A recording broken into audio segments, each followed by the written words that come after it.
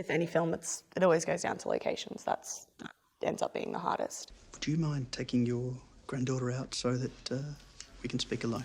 My producer brain went straight to how are we going to find a hospital in a pandemic. I think I spent probably 4 months looking for a hospital and contacting a lot of hospitals and basically getting a lot of no's. I found Monash Children's Hospital, and they have a simulation centre, so that part of the hospital wasn't being used for patients. I think I probably had about 100 correspondences with them from the time I started.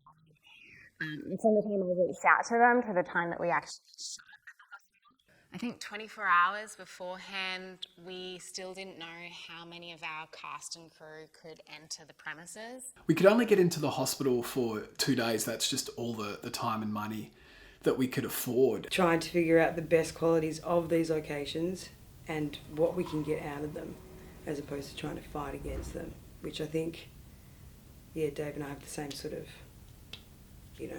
theory on that. So we really had to exploit all of the locations we had, to their maximum to get the most out of the shooting schedule. One room actually turned into 3 locations, which was when Natalie first gets rushed to hospital and they're doing the procedure on her. That room's also the nursery and then the morgue. It was really a credit to Ben and Bianca on how they could really light and dress those scenes to look like very different places, and we just wouldn't have got the film shot otherwise.